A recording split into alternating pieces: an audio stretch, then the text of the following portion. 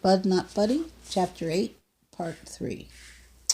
Someone had took a pen or something and had writ on all 5 of them, but it was written a code, so I couldn't understand what they meant. One of them said, Kentland ill, dot 5.10.11. Another said, Lugudi in, dot 5.16.11. Then there was Sturgis M.8.30.12 and Gary in.6.13.12. And the last one said Flint M.8.11.11. I put them back in their pouch and pulled the string tight. Then I pulled out the envelope that had the picture of the saggy pony at the Miss B. Gotten Moon Park. It was fine. Next I counted the flyers again. All 5 were there. I slid all of them back except for the blue one. I held it up so it could catch some of the light from the big fire. I kept looking at the picture and wondering why this one bothered Mama so much. The more I looked about it, the more I knew this man just had to be my father. Why else would Mama keep these? I used a little trick to help me fall off to sleep. I pulled my blanket right up over my head and breathed in the smell real deep. After doing this 3 times, the smells of the shack and Hooverville were gone, and only the smell of the blanket was in my nose. And then that smell always reminded me of Mama and how she used to read me to sleep every night. I took 2 more breaths and pretended I was hearing Mama reading to me about the billy goat's gruff, or the fox on the grapes, or the dog that saw his reflection in the water, or some other story she'd checked out of the library. I could hear Mama's voice getting farther and farther away as I imagined I was in the story, until finally her voice and the story all mixed into one. I'd learned that it was best to be asleep before Mama finished the story, because if she got done and I was still awake, she'd always tell me what the story was about. I never told Mama, but that always ruined the fun of the story. Shucks! Here I was thinking I was just hearing something funny about a fox or a dog, and Mama spoilt it by telling me there were really lessons about not being greedy or not wishing for things you couldn't have. I took 2 more breaths and started thinking about the little hen that baked the bread. I heard, "Not I," said the pig. "Not I," said the goat. "Not I," said the big bad wolf. Then whoop, zoop, zoop. I was asleep. I started dreaming about the man with the giant fiddle. He was walking away, and I kept calling him, but he couldn't look back. Then the dream got a lot better. I turned away from where Herman E. Calloway was, and there stood Deza Malone. I told her, "I really like your dimple." She laughed and said, "See you in 7 years." A man screamed, "Get up! They're trying to sneak it out early!" I jumped straight up and banged my head on the top of the shack. I ran outside. It was still dark, and the fire was just a pile of glowing sticks. The man was screaming at the top of his lungs, "Get up! They're firing the engine and they're fixing to take off!" Bugs and the other boys came and stood next to me. Bugs said, "Is it a raid?" Someone said, "No, they're trying to sneak out before we get up." People started running all over Hooverville. Bugs said, "Come on, Bud, get your stuff. We got to get on that train." I folded my blanket up and put it in my suitcase and tied the twine back. I put my jackknife in my pocket, and Bugs and I ran outside. I hadn't got 6 giant steps away when a boy stuck his head out the door and yelled, "Hey, Slim, is this your paper?" I looked back. My blue flyer! I forgot to put it back in the suitcase. Bugs said, "Hurry, I'll wait. I'll catch you. Go ahead." I ran back and took my flyer from the boy. "Thanks a lot." I ran back out into the crowd that was tearing through the woods. There were a million men and boys running in the same direction. I didn't want to fold the flyer up, so I was running. As I was running, I slid it between the twine and the suitcase. I'd put it back inside once we got on the train. No one was talking. All you could hear were the sounds of a million feet smacking on the trail, the sound of a million people trying to catch their breath. Finally, a hiss sound started getting louder and louder, and I knew we weren't too far away. We broke out of the woods, and there in the dark sat the train. The locomotive was hissing and spitting coal-black smoke into the sky. Every once in a while, a big shower of sparks would glow up from inside the dark cloud, making it look like a gigantic black genie was trying to raise up out of the smokestack. The train went as far back as you could see. There must have been 1,000 boxcars, but everyone had stopped and was just standing there watching. No one was trying to get on.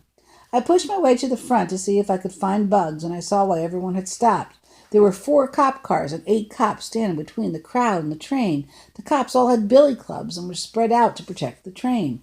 The crowd kept getting bigger and bigger. One of the cops yelled, "You men know you can't get on this train. Just go back to Shantytown and there won't be any trouble. There won't be no trouble."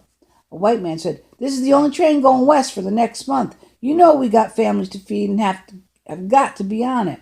You go get back in your cars and you'll be right. You'll be right. There won't be no trouble." The cop said, "I'm warning you, the Flint police are on the way. This here is private property, and they have orders to shoot anyone who tries to get on this train." A man next to me said, "I'd rather be shot than sit around and watch my kids go hungry." The cop said, "This is America, boys. You sound like a bunch of commies. You know I can't let you on this train. I got kids to feed too, and I'd lose my job." Someone yelled, "Well, welcome to the club, brother." It seemed like we stood looking at the cops and them looking at us for a whole hour. Our side was getting bigger and bigger, and the other cops started looking nervous. The one man who was doing all the talking saw them fidgeting and said, "Hold steady, men." One of the cops said, "Jake, there's 400 men out there and more coming. I don't like these odds. Mr. Pinkerton ain't paying me enough to do this." He threw his cop hat and his billy club on the ground. Everybody froze when the train whistle blew one long time and the engine started saying "shh, shh, shh." The big steel wheels creaked a couple of times, then started moving. 4 of the other cops threw their hats and billy clubs down too. The boss cop said, "You lily-livered rats," and it was like someone said, "On your mark, get set, go." The engine was saying "shh, shh, shh, shh, shh, shh, shh," and a million boys and men broke for the train. I got pushed from behind and fell on top of my suitcase. Someone reached down and pulled me up. I squeezed my bag to my stomach and ran. The train was going faster and faster. People were jumping on and reaching back to help others. I finally got to the tracks and was running as hard as I could. I looked up into the boxcar and saw Bugs. He screamed, "Bud, throw your bag! Throw me your bag!" I used both hands to throw my suitcase at the train. Bugs caught it, and when he set it behind him, the blue flyer blew out of the twine and fluttered outside the door. But it was like a miracle. The flyer flipped over 3 times and landed right in my hand. I slowed down and put it in my pocket. Bugs reached one arm out and screamed, "Bud, don't stop! Run!" I started running again, but it felt like my legs were gone. The car with Bugs in it was getting farther and farther away. Finally, I stopped. Bugs was leaning out of the door and stopped reaching back for me. He waved and disappeared into the boxcar. A second later, my suitcase came flying out of the door. I walked over to where it landed and picked it up. Man, this is one tough suitcase. You couldn't even tell what it had been through. It still looked exactly the same. I sat on the side of the tracks and tried to catch my breath. The train and my new pretend brother got farther and farther away, chugging to Chicago.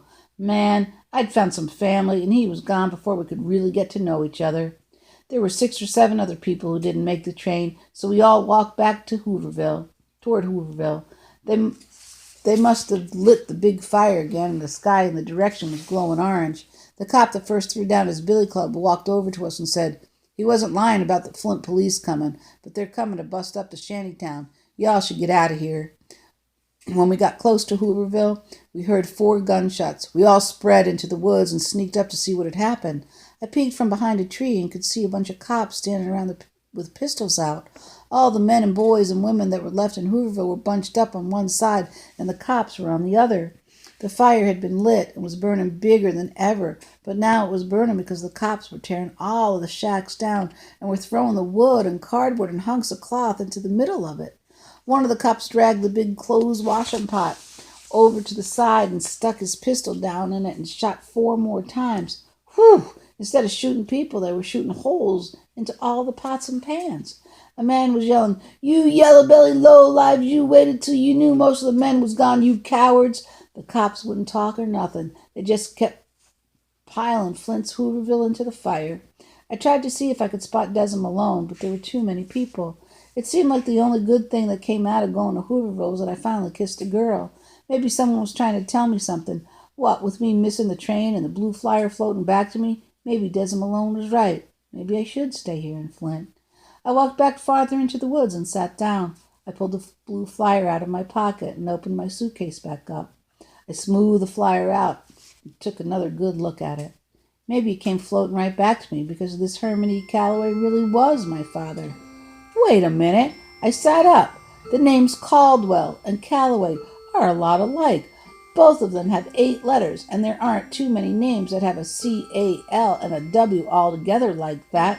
I remember what I read in that little big book, Gangbusters. It said a good criminal chooses an alias that's kind of close to their own name. Except I couldn't figure out who was a criminal here and why anybody needed an alias. I wanted to stay and look for Deza and her mother, but it was too hard to hear all the people crying and arguing. Besides, I was still on the lam. I started walking. If I hurried, I could get breakfast at the mission.